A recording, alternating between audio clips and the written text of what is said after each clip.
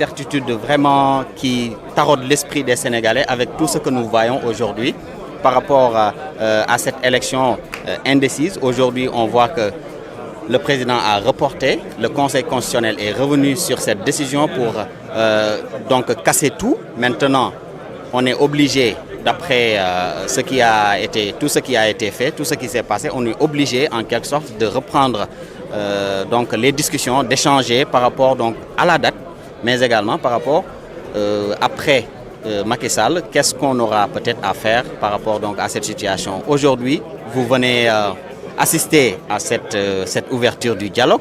Quelles sont les attentes de Mamadou Ibra Kane concrètement? Vous avez parlé d'incertitude. Oui, c'en est une, parce que, comme vous l'avez si bien dit, l'élection aurait dû se tenir hier, dimanche 25 février 2024. On sait tous ce qui s'est passé. Mais en même temps, nous croyons à demain c'est maintenant que le Conseil constitutionnel a indiqué la voie. C'est d'abord de rejeter et même d'annuler le décret abrogeant la convocation du corps électoral, mais aussi de retoquer la loi du 5 février votée par l'Assemblée nationale. Cela veut dire que tout le processus qui a eu lieu avant l'annonce du 3 février donc, du décret abrogeant la convocation du corps électoral, mais aussi avant le vote de la loi, que tout le processus qui a eu lieu reste valable. C'est ce que dit la décision du Conseil constitutionnel. Le Conseil dit également, en le rappelant, puisque ça se trouve dans la Constitution, et le président de la République l'a également réaffirmé, que le mandat du président de la République se termine le 2 avril. Le Conseil dit que les autorités compétentes doivent retenir une date dans les meilleurs délais.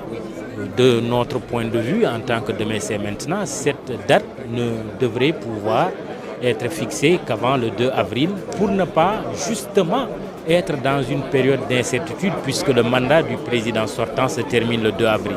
Je suis venu au nom du mouvement Demain c'est maintenant parce que nous prônons la co-construction. La co-construction, moi, il y a 10 ans. Bien noté dans votre programme d'ailleurs. Absolument, 10 ans ci wolof. Donc la co-construction suppose le dialogue, la concertation, la discussion.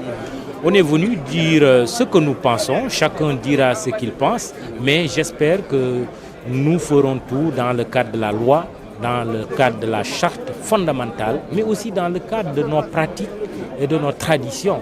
Le Sénégal vote depuis 1800 et quelques, donc ce n'est pas nouveau. Je pense qu'il faut redonner la parole au peuple souverain qui va choisir son président de la République ou sa présidente de la République.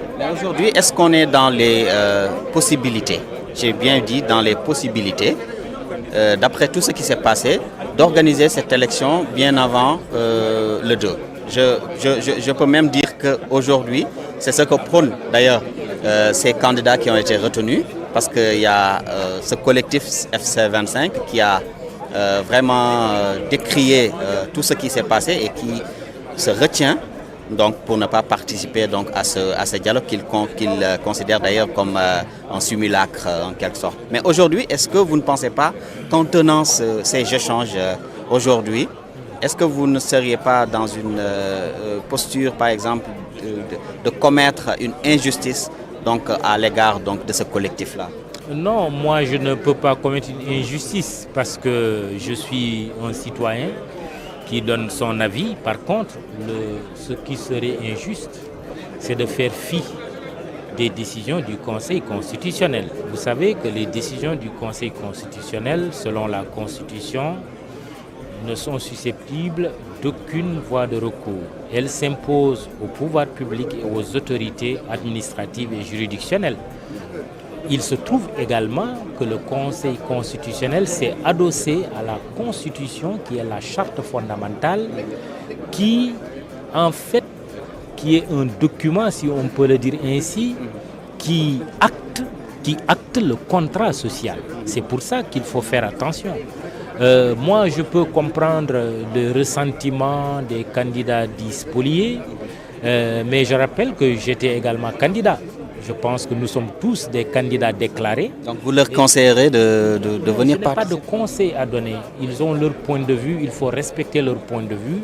Mais nous, notre point de vue à demain, c'est maintenant, c'est qu'on organise l'élection dans le respect du délai qui nous est imparti. Vous disiez tout à l'heure, est-ce que c'est encore possible? Oui.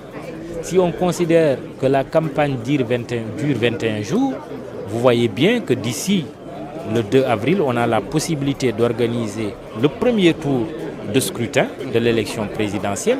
Si un candidat parmi les 19 retenus, et je rappelle que ce sont les 19 qui sont retenus qui iront à la compétition, gagne au premier tour, il n'y a pas de problème. En cas de deuxième tour, justement, n'oublions pas que le président de la République a dit lors de son entretien qu'après ce dialogue, s'il n'y a pas de consensus, il va saisir le Conseil constitutionnel qui donnera un avis. Moi, je pense qu'on est encore dans le cadre de la légalité. Restons dans le cadre de la légalité et surtout, respectons la volonté du peuple sénégalais qui avait donné un mandat de 5 ans au président de la République et qui a dit que ce mandat, à travers l'adoption de la réforme constitutionnelle de 2016 par référendum, que ce mandat se termine le 2 avril 2024. Et à partir de ce moment, je crois que nous pouvons nous entendre, mais dans la paix, encore une fois. Êtes-vous pour une reprise du processus ou bien on doit impérativement poursuivre le processus avec les 19 candidats? Vous imaginez aisément que nous ne pouvons pas être favorables à une reprise du processus parce que je vous ai dit que les décisions du Conseil constitutionnel ne sont susceptibles d'aucune voie de recours.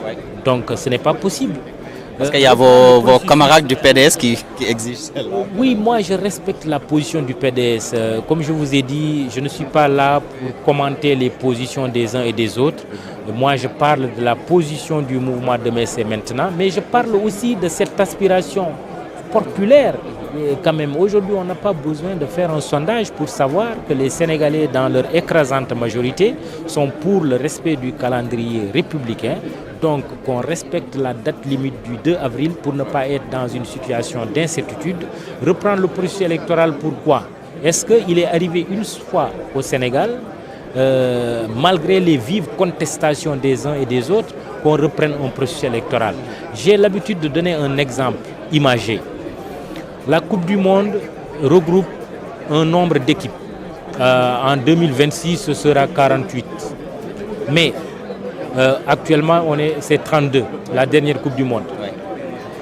Ceux qui sont qualifiés, ce sont ceux-là qui participent à la compétition. Est-ce que les éliminés ont la possibilité de dire oui, on nous a été éliminés parce que l'arbitrage n'était pas bon, parce que des supporters nous ont hués ou ont utilisé des lasers, donc il faut reprendre toute la compétition. Vous savez bien que la FIFA ne l'accepterait pas et le Conseil constitutionnel est dans la posture de la FIFA, aidé en cela par le président de la République, qui est quand même le garant du fonctionnement régulier des institutions. Je pense que si on est des êtres raisonnables et raisonnés, le Conseil constitutionnel nous a dit clairement ce qu'il y a lieu de faire. Respectons sa volonté et dans la paix, comme j'ai dit, dans la démocratie et dans la transparence. Bon, on est éliminé aujourd'hui, il faut attendre 2029. Si Dieu nous prête longue vie, il y aura aussi une autre élection. Mais entre-temps, les élections vont venir. Mais en attendant 2029, vous avez déjà manifesté votre engagement auprès du candidat de Benno, Amadou Ba. Aujourd'hui, qu'est-ce qui a réellement motivé cette décision? C'est très simple. Vous savez, quand nous avons retiré notre candidature, nous avons rencontré beaucoup de candidats.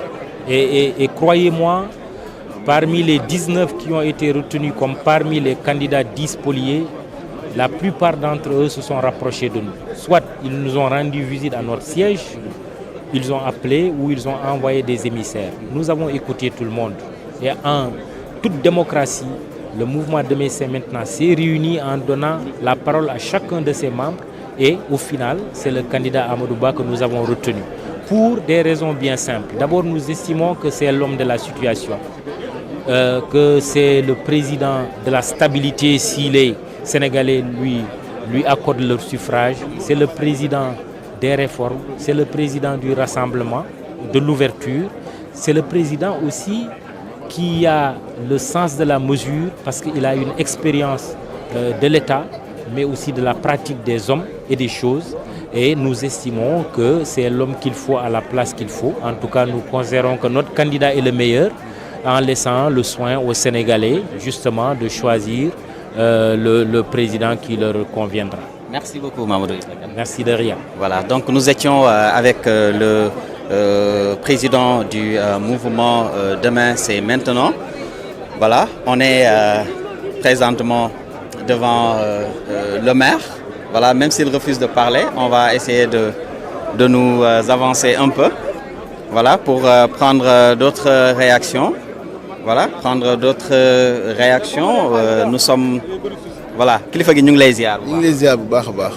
yaa ngi en direct sur Dakar Actu tey yëg-yëg bi nga am bi nga ñëwee fii ci ndaje bi lan la.